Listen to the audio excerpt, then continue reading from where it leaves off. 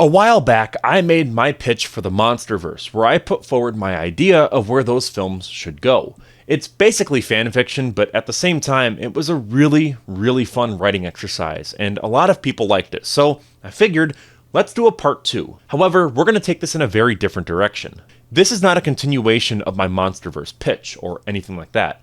Instead, what if Toho came to me and said, okay, we will give you 3 films to do whatever you want to do?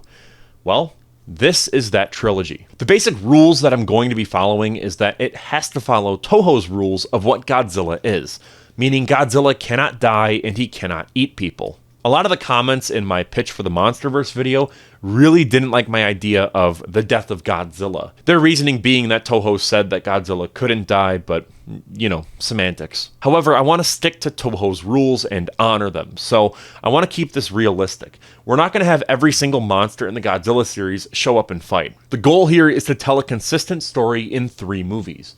These movies are going to be darker and more serious than the Monsterverse, and that's kind of what I just want to do. Again, this is just a fun writing exercise. It's nothing more than that. I like making these because it fuels the creative juices in my brain. So without wasting any more time, let's get right into it. This is my pitch for a Godzilla trilogy. In the first installment, we have Godzilla Dominion. This film will focus on the grim reality of government and military leaders dealing with an apocalyptic crisis, rather than the usual hero narratives that we always get. We don't have a Ford Brody type of figure here. Rather, there is no protagonist. It's centered around a bunch of military and government figures, similar to Shin Godzilla. Drawing inspiration from recent failures of the American government, it critiques the military-industrial complex and the perils of relying too heavily on force against incomprehensible threats. The human plotline is going to be set entirely in a war room, reminiscent of the Kubrick film Dr. Strangelove. The Godzilla situation is treated like something out of Star Trek: The Next Generation. Realism is key here. This is essentially, what if Godzilla suddenly showed up and attacked the US right here, right now in 2024? It's not exactly a satire or anything. It's not a comedy. The humans act like how real government officials would act in said scenario. The only real critique here is on the American military-industrial complex, highlighting their general ineffectiveness against something like Godzilla. Remember how in the '98 film Godzilla is killed by a few American missiles?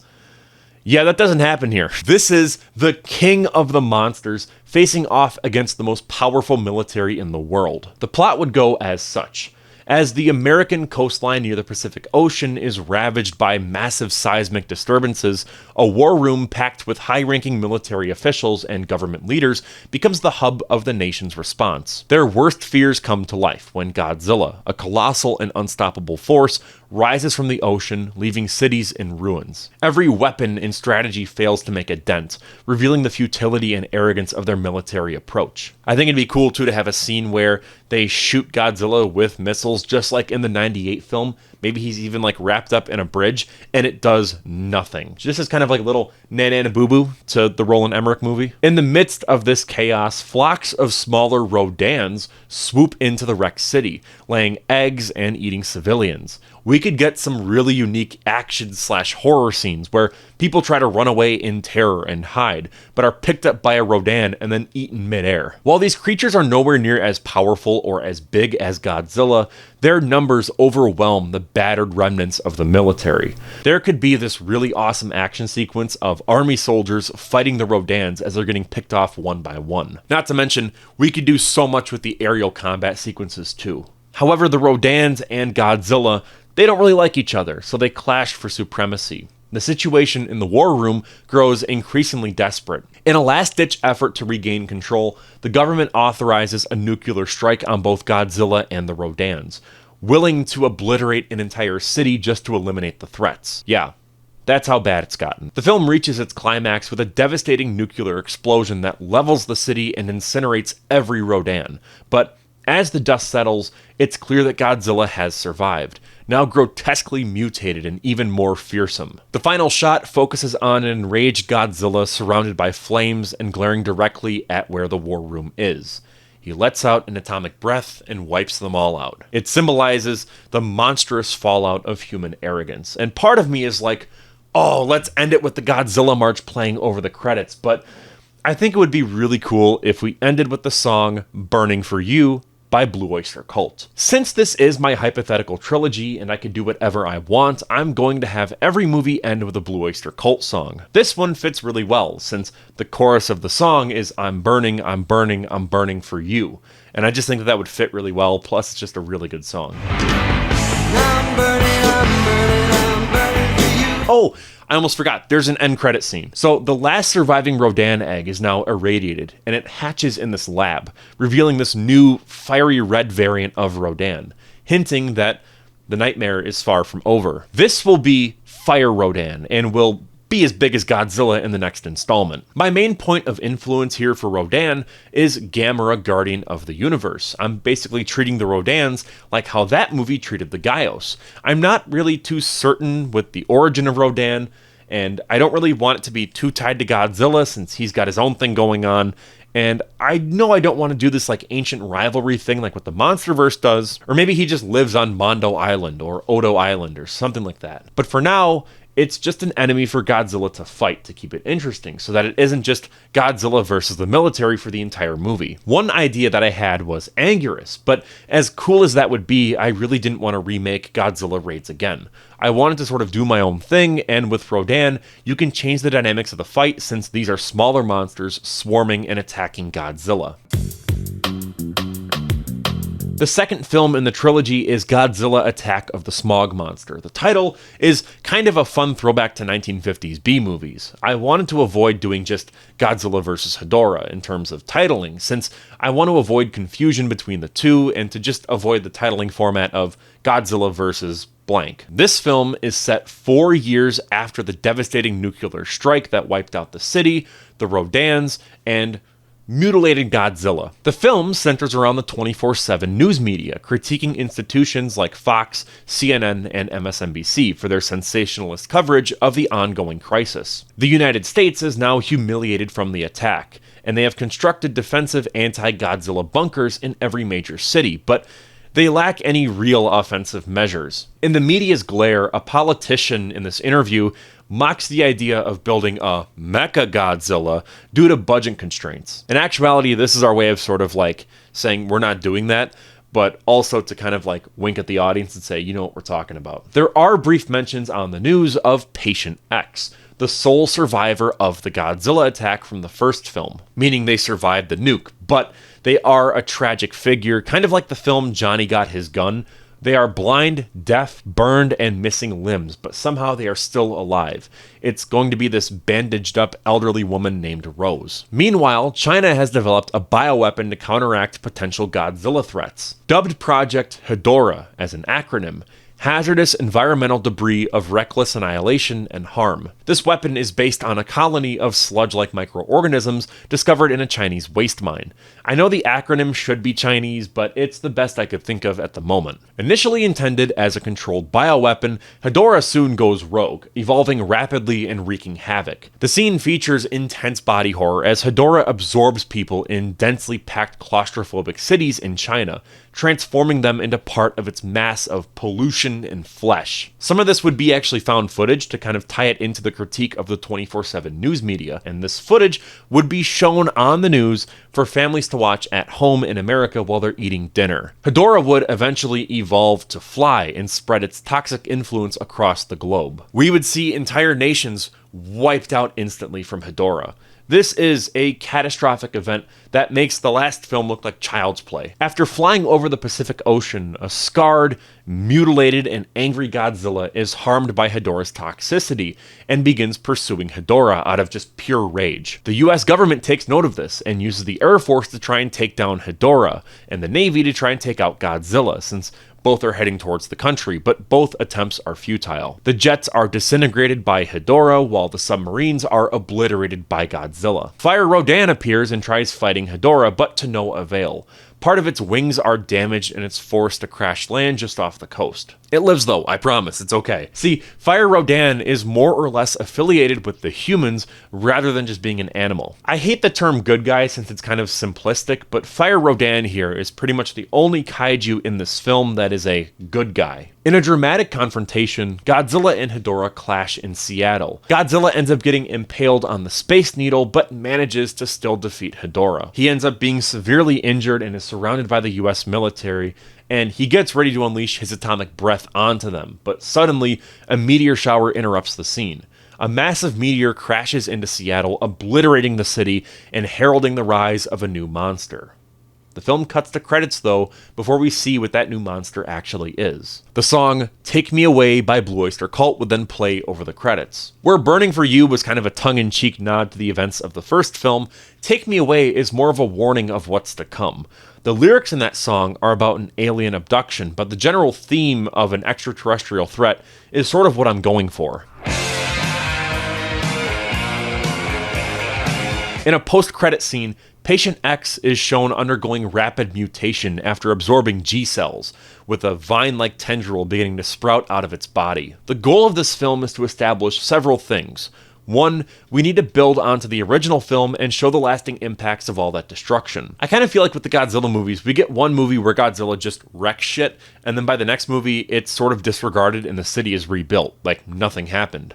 Let's really explore the trauma that could happen from an event like that. Let's show the ramifications of this, because this would have real ramifications in the real world. Most importantly, though, we're going to be laying the groundwork for Godzilla's arc in the trilogy. I sort of breezed over it in the plot summary, but Rodan will very much be an ally to humanity and to planet Earth, so as a result, Godzilla will very likely in the next film start to shift more in that direction. I'm not saying he's going to be Captain Planet or anything, don't get me wrong, but the gist of this trilogy is for Godzilla to go on a redemption arc, kind of in the same way that Darth Vader did in the original Star Wars trilogy. We're also setting up two new monsters, one of which is, as you've probably guessed, Biollante.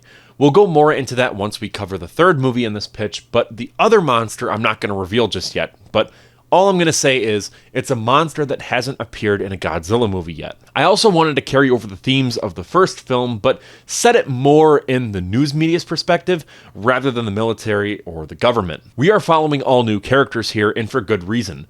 Given that this is more of an international crisis, it would be more fitting if this stuff would be on the news. Because it would. We wouldn't really follow a particular journalist or anything like that. Rather, we would only have two news anchors that would be relaying this information to us.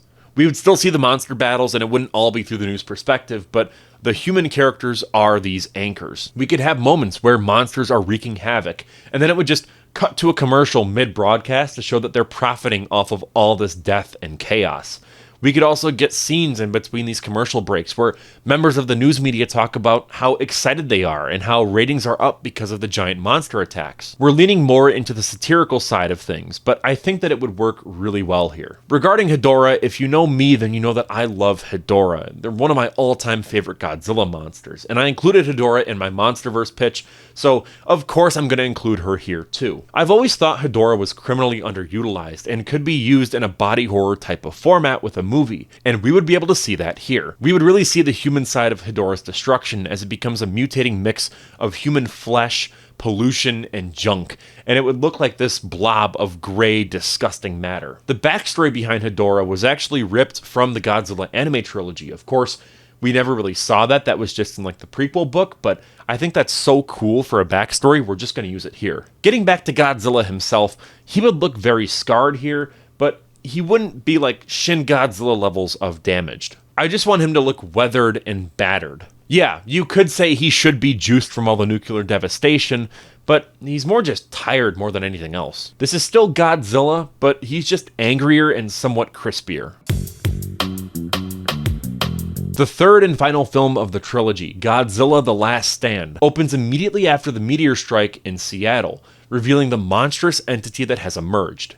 Bagan, an ancient and formidable beast with the power to unleash devastating energy beams. Bagan's energy attack wounds Godzilla, who, despite his weakened state, tries to fight back. Remember, he was just impaled by the Seattle Space Needle, so he's pretty fucked up. The battle between Bagan and Godzilla is intense, but Bagan's overwhelming strength soon gives him the upper hand.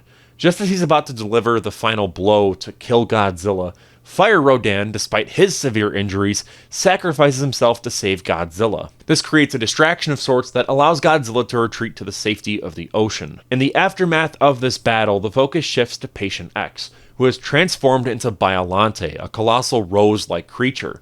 Biollante is now the size of Godzilla and with a botanical appearance, begins working on healing the devastated environment. Instead of wreaking havoc or destroying buildings, Biollante uses its power to purify the land, causing trees and plants to regrow rapidly and cleansing the pollution left by Hedorah. This act of restoration contrasts sharply with the chaos that preceded it, and signifies a new chapter for this new world. The central conflict of the film erupts as Godzilla returns from the ocean, still scarred and fucked up, but determined to confront Bagan. And now, after seeing the world restored by Biollante, he has almost this newfound hope. This is really where he begins to go on that redemption arc. He goes from being this god of destruction to a defender of Earth. Not humanity, Earth.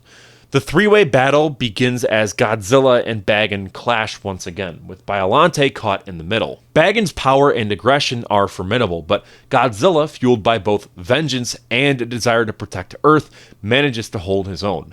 The fight is fierce, with Biollante intervening occasionally to protect the land that it works so hard to heal. Think of it almost like a mage. They're more focused on just healing stuff rather than actually dealing damage. The climax of the battle sees Godzilla and Biollante teaming up against Bagan, combining their strengths to bring down the monster that threatened their world. In the end, Bagan is defeated, collapsing into a lifeless heap.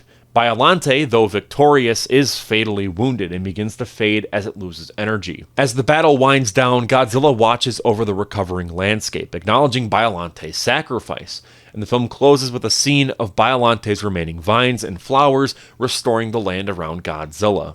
Godzilla is now battered but alive. He looks at the military, who don't fire upon him just yet, and there's kind of this standoff moment, but he ends up just turning around and going right back to the ocean, leaving behind a world that has been scarred but also healed, symbolizing a fragile but hopeful new beginning. The film would fade to credits as Godzilla goes into the ocean with a beautiful sunset behind him, and the song Godzilla by Blue Oyster Cult plays. Obviously it had to, it's kind of like what we were building up to. And there isn't going to be an end credit scene, but I would like to have it end with the sound of Godzilla's roar as sort of like a last celebratory roar, as like a thanks for sticking with us through all three movies, because a lot of the Godzilla movies from yesteryear did that, and I kind of want to bring that back. Let's talk about this last movie here. Bagan is a monster that I think that fans have wanted to see for years. He never got to be that big bad of the series. He was tossed out of the Heisei series, and he never really got to fight Mothra at the end of her trilogy, so why not do it here? I wanted to sort of hint at the extraterrestrial origins and not make it an alien invasion. I wanted to sort of do my own thing and keep it realistic, while also making a little bit more sci-fi stuff involved, I'm a big fan of body horror, so of course I had to make Biollante more of a body horror monster in terms of its transformation, rather than it just being off-screen. I want people to see this wounded and scarred human get turned into this giant monster. Don't get me wrong, once it does turn into that giant rose form, it looks like the original Biollante. It's not some fleshy mass. I think it'd be cool if during the final battle it evolved into the final form of Biollante, but its main form would just be that rose form with the tendrils. Also, in regards to Biollante, I wanted her to sort of be this mirror to Godzilla, where Godzilla lashes out in anger after being harmed, then Biollante is the opposite, where even though she has been mutated into this monster and the city that she lived in has been leveled, she never once lashes out at humanity, but rather decides to help them and regrow the damage that was caused. Godzilla is more focused on just killing Hedorah in the second film, whereas here, it's more sort of introspective, and he's like, look, I know I gotta kill Bagan, but it's kind of like, what am I doing here, He would be more sympathetic since the military did technically strike first, and I forgot to mention that, but in the first movie, they do strike first. At the end of the film, after Bagan's demise, Biollante would not attack Godzilla. Godzilla kind of recognizes that, and there's a mutual forgiveness there. This Godzilla in this trilogy basically goes from being the 54 Godzilla to being Godzilla from Final Wars. I don't think that's a massive jump or anything. It just shows that he's not an outright villain, and it's just sort of fuck off, leave me alone. And that is my Godzilla trilogy, or hypothetical Godzilla trilogy. I had a lot of fun with this one, and if you liked what I had to say here, then check out my pitch for the Monsterverse if you haven't already. Again, this was just a fun writing exercise. I wanted to make something that was darker, grittier, and more realistic. But at the same time, I wanted to give Godzilla monsters to fight, as well as giving him an arc. I wanted Godzilla to be more of a character, rather than just a vessel for destruction. And with all that out of the way, I'm Cole McCormick, you're watching Firewood Media, and I just want to say thank you so much for getting all the way through this wild story that I decided to just come up with at like 3 a.m. So, genuinely, thank you for watching, and I will see you in the next one.